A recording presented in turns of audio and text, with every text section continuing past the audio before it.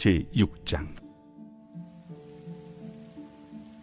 사람에게 보이려고 그들 앞에서 너희 의를 행하지 않도록 주의하라. 그리하지 아니하면 하늘에 계신 너희 아버지께 상을 받지 못하느니라. 그러므로 구제할 때 외식하는 자가 사람에게서 영광을 받으려고 회당과 거리에서 하는 것 같이 너희 앞에 나팔을 불지 말라. 진실로 너희에게 이르노니 그들은 자기 상을 이미 받았느니라. 너는 구제할 때 오른손이 하는 것을 왼손이 모르게 하여 내 구제함을 은밀하게 하라. 은밀한 중에 보시는 너희 아버지께서 갚으시리라. 또 너희는 기도할 때 외식하는 자와 같이 하지 말라. 그들은 사람에게 보이려고 회당과 큰 거리 어귀에 서서 기도하기를 좋아하느니라. 내가 진실로 너희에게 이르노니 그들은 자기 상을 이미 받았느니라. 너는 기도할 때 내 골방에 들어가 문을 닫고 은밀한 중에 계신 내 아버지께 기도하라. 은밀한 중에 보시는 내 아버지께서 갚으시리라. 또 기도할 때 이방인과 같이 중언부언하지 말라. 그들은 말을 많이 하여야 들으실 줄 생각하느니라. 그러므로 그들을 본받지 말라. 구하기 전에 너희에게 있어야 할 것을 하나님 너희 아버지께서 아시느니라. 그러므로 너희는 이렇게 기도하라. 하늘에 계신 우리 아버지여, 이름이 거룩히 여김을 받으시오며 나라가 임하시오며 뜻이 하늘에서 이루어진 것 같이 땅에서도 이루어지이다. 오늘 우리에게 일용할 양식을 주시옵고 우리가 우리에게 죄 지은 자를 사하여 준 것 같이 우리 죄를 사하여 주시옵고 우리를 시험에 들게 하지 마시옵고 다만 악에서 구하시옵소서. 나라와 권세와 영광이 아버지께 영원히 있사옵나이다. 아멘. 너희가 사람의 잘못을 용서하면 너희 하늘 아버지께서도 너희 잘못을 용서하시려니와 너희가 사람의 잘못을 용서하지 아니하면 너희 아버지께서도 너희 잘못을 용서하지 아니하시리라. 금식할 때 너희는 외식하는 자들과 같이 슬픈 기색을 보이지 말라. 그들은 금식하는 것을 사람에게 보이려고 얼굴을 흉하게 하느니라. 내가 진실로 너희에게 이르노니 그들은 자기 상을 이미 받았느니라. 우리가 그리스도인으로 살아감에 있어서 겉으로 드러나는 신앙 행위와 또 우리가 속으로 그 마음 가운데 믿음을 갖고 또 그리스도의 성품으로 사랑을 실천하며 살아가는 것 사이에서 우리는 균형을 잘 맞추어야만 합니다. 마음도 없이 겉으로 드러나는 행위로만 우리의 신앙을 설명할 수도 없고 또 겉으로 드러나는 봉사와 또 충성된 순종의 모습 없이 우리 내면에 있는 그 신앙의 가치를 증명할 수도 없습니다. 그런 점에서 우린 내 안에 주신 거룩하고 온전한 또 순전한 믿음의 것을 우리의 삶의 모습으로 잘 표현하고 드러내는 일에 훈련되어져 있어야 할 줄로 믿습니다. 그럼에도 불구하고 우리 마태복음 말씀을 계속 보고 있습니다만 산상수훈에서 주님은 우리의 외적인 행위보다 무엇을 더 주목하여 보신다고 말씀하나요? 우리의 마음, 우리의 생각, 우리의 속사람을 더 중요하게 보시고 또 관찰하신다라고까지 말할 수 있을 것입니다. 그런 우리의 내면과 우리의 속마음을 들여다보시는 하나님을 성경에서는 살피시는 하나님이라고 하는 이름으로 우리가 볼 수 있겠죠. 부엘라 헤로이라고 하는 하나님의 이름이 바로 살피시는 하나님이라는 그 이름의 뜻입니다. 무엇을 살피신다는 걸까요? 우리가 잘했나 잘못했나 그렇게 재판관처럼 우리를 보시고 잘못을 지적하시기 위해서 보시는 것이 아니라 우리를 도와주시기 위해서 또 선한 길로 이끄시기 위해서 궁극적으로 생명의 자리에 이르게 하시기 위해서 우리를 살피시고 또 보호하신다, 지켜보신다 라고 말할 수 있을 것입니다. 그런 살피시는 하나님의 이름이 제일 먼저 등장하는 내용은 창세기에 기록되어 있는 말씀이죠. 하갈이 아브라함과 사라를 피하여서 광야로 나아가는 그 길에 하나님께서 하갈을 살펴보시고 그 길을 예비하여서 그와 함께 해주시겠다고 약속하시는 그 말씀을 통해서 하갈은 자신을 살피시는 하나님의 이름을 높이고 찬양합니다. 우리가 신앙생활하면서 그런 살피시는 하나님의 은혜와 돌봄이 없다면 우리가 신앙 여정을 걸어가는 일은 어쩌면 매우 험난하기만 하고 기쁨과 즐거움이나 만족감은 전혀 없을지도 모르겠습니다. 그러나 우리가 가는 그 길이 때로는 십자가 길이고 때로는 어려운 길이어서 남들이 다 가지 않는 낯선 길을 헤치며 가는 것처럼 어렵게 느껴질 수도 있으나 그러나 주님이 함께 하시고 순간순간 우리가 가야 할 길을 내시고 또 우리의 도움이 되시니 넉넉히 또 기쁨으로 찬송하며 그 길을 가게 될 줄로 믿습니다. 오늘 아침에도 눈길을 달려오는 일이 참 어렵더라고요. 여간 어려운 일이 아니었는데 정말 순간순간 주여를 외치는 때가 계속 있습니다. 습관적으로 주여 하는 게 아니라 정말 우리의 삶 속에서 내 안에 있는 영적인 가치와 그 믿음의 태도로서 정말 주님의 이름을 부르는 삶을 살아야 하지 않을까라는 생각이 들기도 합니다. 주님께서 우리에게 말씀하신 그 내면의 것이 겉으로 드러나는 신앙행위, 유대인들은 그 겉으로 드러나는 유대인들의 표준 의무라고 하는 것이 있었습니다. 그게 세 가지가 있는데 첫째는 구제, 그리고 기도, 그리고 세 번째는 금식입니다. 이 세 가지 표준 의무는 그들의 마음에 내가 이렇게 해야겠다라고 하는 동기부여가 되지 않아도 유대인이라면 의무적으로 해야 하는 그와 같은 삶의 모습이었다는 것입니다. 그런데 그와 같은 의무가 하나님께서 하나님의 백성이라면 이 정도는 하고 살아라 라고 하는 아주 기초가 되는 삶의 원리였음에도 불구하고 때로 그것을 감당하기 어려울 때는 어떠한 모습이 있었다는 걸까요? 하나님께 순전한 마음으로 또 하나님께서 우리에게 가르쳐 주신 영적인 원리로서 순종의 삶을 살아가기 위한 것이 아니라 그저 타인들에게 비춰지고 보여주기 위한 위선자와 같은 모습으로 실천되는 일들이 있었다는 것입니다. 때문에 이와 같은 표준 의무를 지키는 유대인들의 삶이 일반화되어져서 그 마음 가운데 사랑의 마음도 없이 하나님을 향한 온전한 믿음도 없이 그와 같이 겉으로 보여지는 모습을 예수님은 보시고 위선자라고 말씀하신 내용들도 무척이나 많습니다. 이 바리새인들과 사두개인들과 서기관들이 예수님께 책망을 받았던 말씀의 내용도 이와 같은 위선이라고 하는 모습 때문에 그런 것이죠. 오늘 우리가 그리스도인으로 살아가면서 이와 같은 자기를 기만하는 위선자와 같은 신앙의 행위가 있는지를 늘 점검하고 또 돌아보아야 할 것입니다. 이렇게 자원하는 마음으로 함께 예배하고 기도하기를 우선하는 여러분에게는 물론 하나님의 특별한 은혜를 향한 사랑과 또 영혼의 갈망과 또 간절한 기도가 있으리라고 확신합니다. 그러나 때로 우리의 마음 가운데 그런 하나님을 경외하는 중심도 없이 종교적인 행위와 자기의 원함을 채우기 위한 욕망과 욕심을 가지고 하나님 앞에 머물러 있다면 하나님 보시기에 얼마나 위선이라고 말할 수밖에 없는 모습일까요? 그런 종교적인 행위와 자기 필요에 의해서 신앙생활을 하는 것을 하나님께서는 결코 기뻐하지 않으십니다. 무엇보다도 하나님께서 우리의 삶 가운데 지켜보시는 그 마음의 크기와 그 마음의 내용을 따라서 우리의 삶에 무엇 하시겠다고 말씀하실까요? 적절한 보상과 돌봄과 채워주심을 허락하신다라고 하는 말씀의 내용도 있다는 것을 우리는 알아야 합니다. 이 구제라고 하는 것이 그렇죠. 내가 이렇게 내가 가지고 있는 것을 남에게 베풀고 나면 정작 내게 남아있는 것이 없어 내가 생활하는데 어려움을 겪으면 어쩌지? 라고 하는 염려가 있으면 결코 우리는 누군가에게 도움을 줄 수 없을 겁니다. 그러나 하나님께서는 우리의 삶에 어떠한 모습으로 함께 하시겠다고 말씀하나요? 4절 말씀에 보면 내 자선 행위를 숨겨두어라. 그리하면 남에게 숨어서 보시는 내 아버지께서 너에게 뭐 하시리라? 갚아주시라 라고 말씀하고 있는 것입니다. 하나님의 보상, 이것이 우리의 삶 가운데 그저 손사래를 치며 괜찮습니다 할 만한 것이 분명 아닙니다. 하나님께서 우리에게 허락하시는 그 은혜들은 풍성히 누려야만 하는 것들입니다. 또 그래야 무엇할 수 있을까요? 또다시 구제하고 섬기고 사랑하고 믿음의 실천력을 가지고 살아갈 수가 있는 것 아니겠습니까?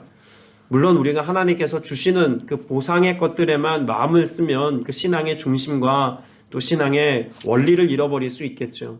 그러나 우리가 순전한 믿음과 온전한 신앙의 태도로 주님 앞에 나아갈 때 주께서 주시는 그 부유한 것과 신령한 은사와 풍성한 것들을 맛본다면 사실 우리는 이것을 더 갈망하는 삶을 살아야 할지도 모르겠습니다. 많은 예배가 공연으로 전락했다라고 하는 그런 평가들을 수년 전부터 계속 내려오고 있는 것이 한국교회 현실입니다. 거기 공연이라고 하는 표현 자체가 매우 거부감이 듭니다만, 어쩌면 화려한 음악이나 조명이나 성전의 이런 단이 무대 단상같이 되어져 버린 모습을 비꼬는 이야기이기도 하지만, 실상 우리가 위선자와 같이 그렇게 주님을 경외하고 사랑하는 중심도 없이 우리의 신앙행위, 종교행위로서 예배를 드리는 것을 꼬집어 말하는 것이라면, 우리는 우리의 예배와 우리 신앙 태도를 점검하는 그런 잣대로 사용하기에 충분한 말일지도 모르겠습니다. 특별히 5절에 보면 예수님은 우리가 기도할 때 위선자와 같은 모습으로 기도하지 말아라 라고 말씀하고 있습니다. 왜냐하면 하나님은 우리의 모습을 그렇게 숨어서 보시는 것 같이 우리의 삶을 지켜보시는 하나님이시기 때문에, 때로는 우리의 삶의 골방이라고 하는 영역에서조차도 하나님을 깊이 만날 수 있다고 분명히 말씀합니다. 오히려 6절에서 말씀하는 내용을 보면 은밀한 중에 우리를 보시는 그 하나님 앞에 우리가 머물기 위해서는 반드시 골방 기도가 필요하다라고까지 말씀하고 있는 것 같습니다. 앞서 나누었던 하나님의 형상은 숨어 보시는 하나님, 또 6절에서도 우리의 기도에 관하여서 숨어서 우리를 은밀하게 만나주시는 그런 하나님, 예수님이 지금 말씀하고 계신 그 하나님과 나와의 관계 안에서 주목하고 있는 것은 무엇일까요? 단지 골방이라는 공간이, 혹은 하나님께서 숨어서 보시는 것, 이런 내용들을 우리에게 말씀하는 것이기도 하지만, 나와 하나님과의 1대1 관계 안에서의 신앙생활도 너무나 중요하다는 것을 분명히 말씀하고 있습니다.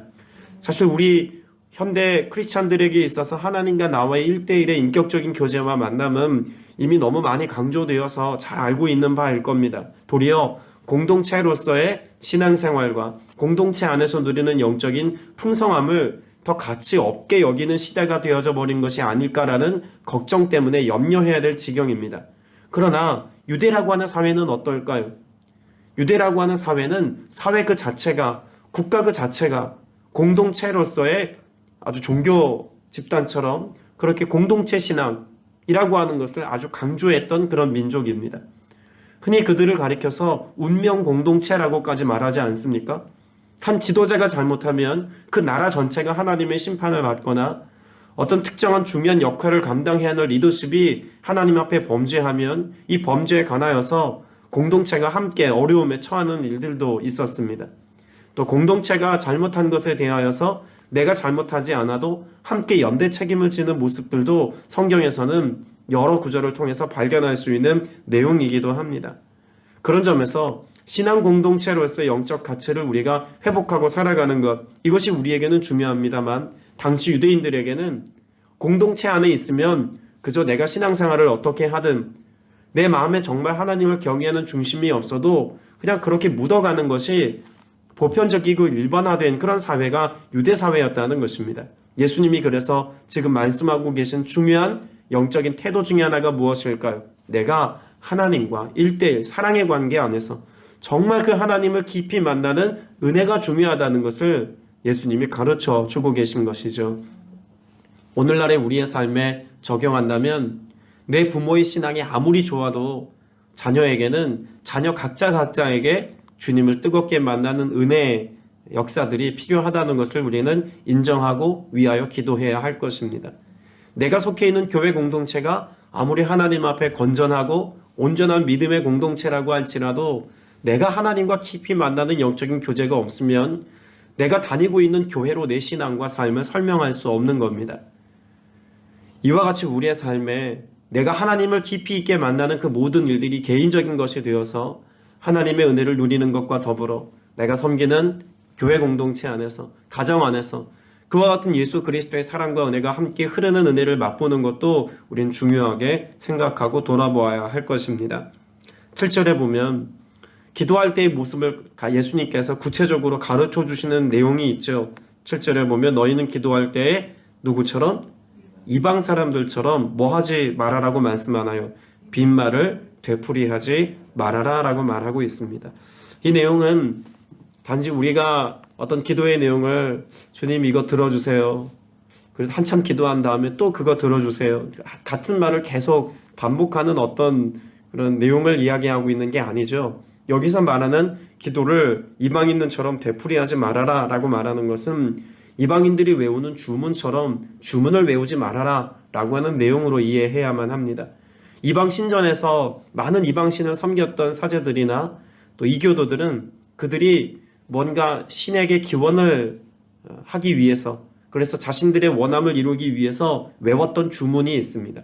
그러니까 우리 주기도문 내용처럼 이렇게 형식화되어져 있는 어떤 기도의 형태가 주문으로 있었다는 이야기죠. 이걸 계속 반복하고 이걸 큰 소리로 했다, 작은 소리로 했다, 그렇게 주문처럼 외우는 이야기들이 있었다는 이야기입니다. 자, 그런 점에서 보면 이방인들의 기도는 어떤 기도였을까요? 주술적인 기도였습니다. 내 필요를 채우는 기도, 그리고 내가 뭔가 신앙 행위를 통해서 내가 원하는 것을 얻을 수 있다고 여겼던 그런 주술적인 행위가 이교도들이 했던 그런 기도의 행위라는 것이죠. 그런데 이와 같은 모습을 일부 따라했던 유대인들이 있었습니다.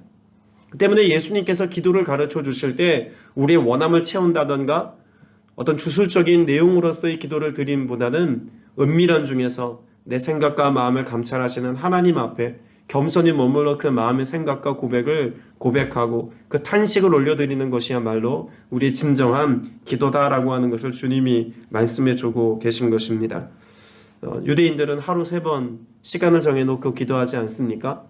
짧지만 강렬한 기도를 그는 늘 드린다고 생각합니다. 그것으로 하나님과 나와의 관계가 유지되어진다라고 여겼던 맥락도 있는 거죠. 그러나 오늘을 사는 우리 그리스도인들에게 주님이 원하시는 그런 기도자의 모습은 어떤 모습일까요? 내 안에 늘 임재해 계시고 함께 하시는 주님과 끊임없이 교통하고 교제하는 삶으로서의 기도, 그래서 주님과 대화로서의 기도와 같은 고백이 우리의 삶 가운데 이루어져야 한다는 것을 주님은 여러 말씀을 통해서 가르쳐 주시고 교훈하십니다. 오늘 우리에게 주어진 이 하루를 살아가는 동안에도 여러분의 일상 속에서 말 걸어오시는 그 주님의 음성을 세미하게 들을 수 있기를 축복합니다. 그리고 우리를 향해서, 나를 향해서 오늘도 말씀해 주시는 그 주님의 세미한 음성을 듣고 나를 향한 주님의 그 말씀 앞에서 위로와 소망을 얻고 이 하루를 살아갈 수 있게 되시기를 주님의 이름으로 축복합니다. 우리의 기도는 결코 남에게 보이기 위한 것이 아닙니다. 하나님과 나와의 관계 안에서 깊은 사랑의 교제를 풍성하게 나누기 위해서 우리에게 허락하신 하나님의 은혜의 지경인 것입니다. 금식도 마찬가지 아니겠습니까? 금식도 나 스스로를 고되게 하고 나 스스로를 힘들게 해서 하나님 앞에 떼쓰기 위한 하나의 수단으로 금식하는 것이 아니죠. 바리새인들은 일주일에 종교적인 행위로서 2번씩 금식을 하곤 했습니다. 보통의 경우에는 속죄일에만 금식을 하는 것이 유대인들의 일반적인 신앙 행위였죠. 그런데 이와 같은 금식조차도 어떠한 위선적인 도구로 사용되어졌다는 겁니까? 내가 이만큼 경건합니다. 나는 이만큼 종교적인 행위를 열심히 잘 감당하고 있으니 나는 믿을 만한 사람입니다. 그러니까 금식이라고 하는 신앙 행위의 주체가 나라고 하는 사실을 돋보이게 하기 위해서 금식하는 사람들이 적지 않아 있다는 이야기죠. 바리새인들의 모습 중에 그런 모습을 보시고 예수님께서 그런 위선자들에 대한 책망의 말씀으로 오늘 본문을 말씀해 두고 있는 것입니다. 사실 위선 혹은 외식이라고 하는 말의 의미를 우리가 명확하게 알아야 하지 않겠습니까? 쉽게 말하면 위선, 외식이라고 하는 말은 어떠하다는 겁니까? 겉과 속이 다르다라고 하는 말이죠. 겉으로 드러나는 행위와 속으로 품고 있는 마음이 다르다. 그래서 표리부동하다라는 말을 쓰기도 합니다. 여러분의 신앙과 믿음의 가치는 표리부동하지 않는지, 그렇게 위선과 외식으로 우리의 삶이 적당히 포장되어 신앙생활하고 있는 것은 아닌지 우리를 잘 들여다 보아야 할 것입니다. 언젠가도 말씀드렸습니다만 이와 같은 위선자의 모습은 어디에서 온 걸까요? 연극 무대에서 가면을 쓰고 내가 본래 가지고 있는 캐릭터가 아니라 그 극에서 나를 드러내야 하는 극중 캐릭터를 가면 쓰고 하는 행위를 가리켜서 위선이라는 말로 표현하기도 했습니다. 그래서 로마서 10장 10절에서 우리를 향한 그런 위선에 대하여 어떠한 탄식을 가지고 사도 바울은 이야기하죠. 이 백성이 입술로는 나를 존경하되 마음은 내게서 멀도다 라고 하는 말로 탄식하는 말씀이 있기도 합니다. 우리가 읽은 마태복음 6장 1절부터 18절까지의 내용은 이와 같은 위선하는 우리의 신앙생활에 대하여 주님의 책망의 말씀, 권면의 말씀들로 가득하죠. 오늘 저와 여러분 모두가 주님 앞에 나아갈 때 어떤 모습으로 나아가야 하겠습니까?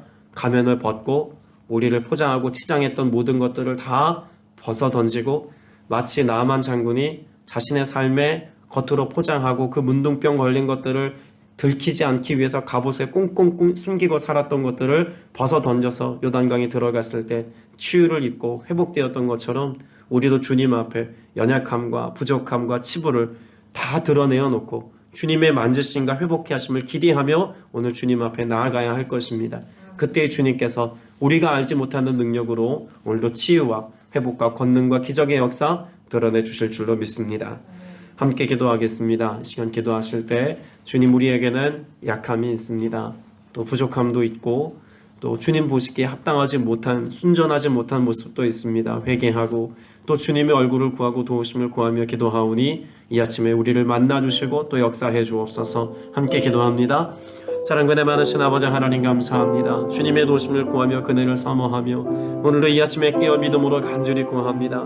약속 있는 주님의 말씀을 기억하며 우리가 기도하오니 주 우리가 위선자와 같이 겉모습을 치장하며 드러나는 것만 제대로 보이기 위하여 애쓰는 어리석은 자가 되지 않도록 주님 도와주시옵소서. 중심으로 또 전심으로 주의 얼굴을 구하고 주님의 도우심을 소망하며 믿음의 선한 싸움을 잘 싸우는 복된 하나님의 자녀를 나눌 수 있기를 간절히 소망합니다. 성령으로 충만케 하사 우리의 마음과 우리의 생각과 삶의 모든 영역에 주님 역사하여 주시옵소서. 오늘 이 아침에도 주께서 말씀하셨사오니 이 말씀을 의지하여서 오늘도 주님의 이름으로 깨어 기도하기를 쉬지 않는 모두가 되어지기를 원합니다.